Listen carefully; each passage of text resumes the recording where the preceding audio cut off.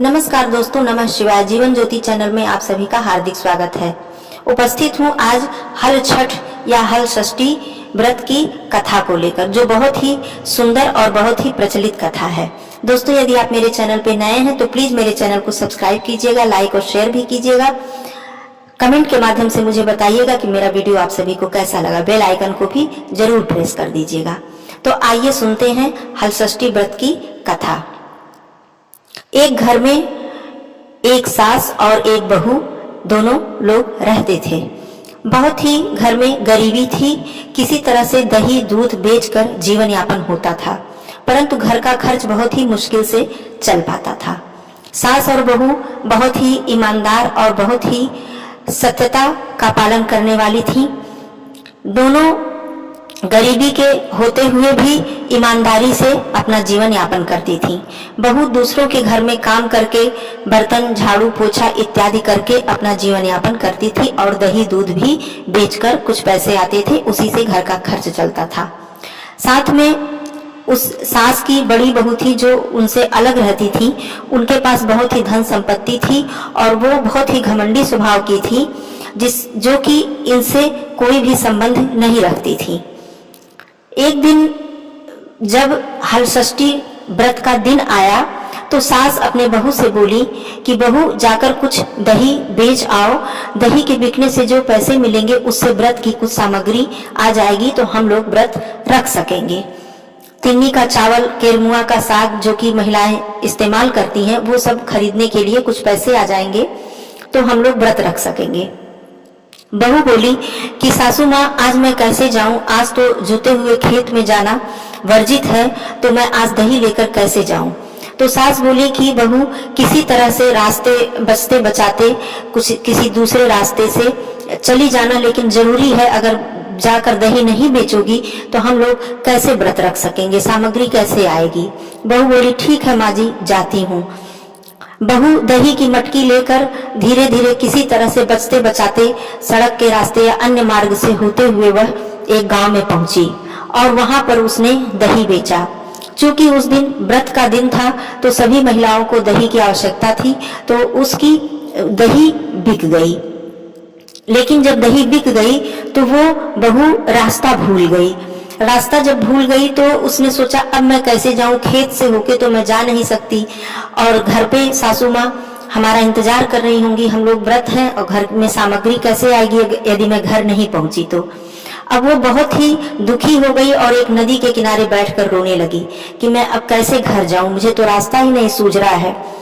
दोस्तों, यह हल षष्ठी माता की कुछ लीला ही थी ऐसी। वो प्रकट हुई, उस बहू को रोता, उस स्त्री को रोता हुआ देखकर वो प्रकट हुई, बोली कि तुम क्यों रो रही हो बेटी, तुम क्यों रो रही हो? तो उसने अपनी सारी कहानी बताई कि ऐसे ऐसी स्थिति है, ऐसे ऐसे मैं आई थी और मैं रास्ता भूल गई हूँ, अब मैं कैसे घर जाऊं? खेत से तो मैं जा नहीं सकती हूँ। हल षष्ठी माता बहुत ही दया की उसकी ईमानदारी और उसकी सत्यता पर। बोली अच्छा तुम आंख बंद करो। आंख बंद की तो उसके मटके में उन्होंने बहुत सारी धन दौलत, सोना चांदी, अशरफियां भर दी और उस मटके को बंद कर दी और रास्ता भी। और उसके बाद बोली अब आंख खोलो बेटी। उसने जब आंख खोला तो कहा ये मटकी जो है इसे तुम ले लो, और रास्ता भी उन्होंने षष्ठी माता ने बताया। उन्होंने एक बुढ़िया का रूप धारण किया था। उन्होंने बताया, कहा बेटा इसी रास्ते से तुम बचते बचाते चली जाओ और तुम घर पहुंच जाओगी। तो उस बहू ने उस बुढ़िया को प्रणाम किया, जो कि षष्ठी माता थी, रूप उन्होंने बदला था। प्रणाम किया और अपने घर पहुंची और बोली, वो षष्ठी माता बोली कि ये मटकी जो है वो घर जाकर ही खोलना, रास्ते में मत खोलना। जब बहू घर पहुंची तो सासू माँ ने पूछा, बहू बहुत देर हो गई? तो बहू ने सारी स्थिति बताई और बोली कि देखिए मटकी मुझे एक बुजुर्ग औरत ने दिया है, देखती हूँ इसमें क्या है। उन्होंने बोला था घर जाकर खोलना। जब वो खोलती हैं मटकी तो उसमें ढेर सारे सोना चांदी अशरफियां देखकर सास और बहू के आश्चर्य का तो ठिकाना ही नहीं रहता है। और उसके बाद उन्हें लगता है कि ये षष्ठी माता की ही कृपा है जो कि हमारे पास इतना धन दौलत आ गया। अब तो उन दोनों की स्थिति पूरी बदल जाती है। घर में सारी सुख सुविधाएं हो जाती हैं, नौकर चाकर हो जाते हैं। अब बहू को किसी के घर कार्य करने की आवश्यकता भी नहीं रह जाती है। अब जब उनकी जो जेठानी थी वो देखती है तो उन्हें बहुत ही ईर्ष्या होती है और वो सोचती है कैसे ही एक पल में, एक दिन में ये सारा बदलाव कैसे आ गया, इतना सारा धन इसे कैसे मिल गया। अब वो आती है ईर्ष्या के कारण पूछने की, लालच के कारण पूछने आती हैं कि ये सब कैसे हुआ अचानक। तो उसकी देवरानी बोलती है कि दीदी ऐसे ऐसे सारी सच्चाई के साथ सारी स्थिति बता देती हैं कि ऐसे ऐसे मेरे साथ हुआ। अब जेठानी के अंदर तो लालच और ईर्ष्या भरी हुई थी। अब वो इंतजार करती है कि कब हलषष्ठी व्रत का दिन आए और मैं भी इसी तरह करूं तो मुझे भी वो बुजुर्ग औरत ऐसे ही धन संपत्ति देंगी। तो फिर अगले साल जब हलषष्ठी का दिन आता है, व्रत का दिन आता है, तो ये धन संपत्ति होते हुए भी दही लेकर झूठ मूठ का जाती है और बेचती है। बेचने के बाद झूठ मूठ बहाना बनाकर उस नदी के किनारे जाकर रोने लगती है। फिर हलषष्ठी माता प्रकट होती है एक औरत बुढ़िया का भेष धारण करके। तो पूछती है कि बेटा तुम क्यों रो रही हो, इतनी दुखी क्यों हो। तो वो झूठ मूठ की कहानी बताती है कि मैं आई थी दही बेचने और मैं रास्ता भूल गई। तो हलषष्ठी माता तो सारी लीला जानती ही हैं, अंतर्यामी है, सब कुछ जानती हैं। तो उन्होंने कहा अच्छा बेटा तुम आंख बंद करो।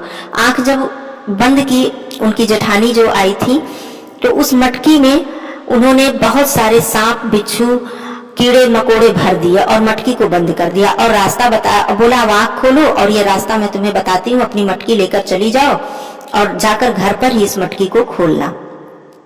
जेठानी बड़ी ही खुशी से, बहुत ही प्रसन्नता के साथ मटकी लेकर जल्दी जल्दी अपने घर जाती है कि मैं जल्दी से पहुंचूं और जल्दी से मटकी को खोलूं तो मुझे भी ढेर सारे धन दौलत, चांदी सोना मुझे मिल जाए।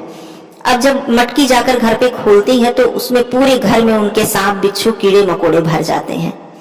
अब वो बहुत ही दुखी होती है कि ये तुमने, जाती है अपनी देवरानी से झगड़ा करने लगती है कि तुमने ये क्या उपाय मुझे बताया और मुझे तो ऐसा कुछ नहीं मिला, मेरे साथ तो कीड़े मकोड़े मेरे घर में सब भर गए। तो उसकी देवरानी बहुत ही सरलता से बोलते दीदी मैंने सब कुछ सच्चाई से एक एक बात आपको बताई, एक भी बात मैंने झूठ नहीं बोली। तो षष्ठी माता की कृपा से दोस्तों यह कथा हमें यह भी बताती है कि लालच और ईर्ष्या से किया गया कोई भी कार्य सफल नहीं होता है। माँ षष्ठी या ईश्वर हम पर कृपा नहीं करते हैं जब तक हम सत्यता और ईमानदारी के मार्ग पर नहीं चलेंगे। माँ षष्ठी सब पर कृपा करें, सबके अंदर सत्यता और ईमानदारी का भाव आए। दोस्तों यह थी बहुत ही प्रचलित और सुंदर हलषष्ठी व्रत की कथा। माताएं बहनें इसे सुनकर पुण्य फल की प्राप्ति करेंगी और सभी के संतान को स्वस्थ जीवन, सुखमय भविष्य मिले, ऐसी मैं कामना करती हूँ और कथा यहीं पर समाप्त करती हूँ। हलषष्ठी माता को सत सत नमन, सत सत नमन। धन्यवाद दोस्तों। नमः शिवाय।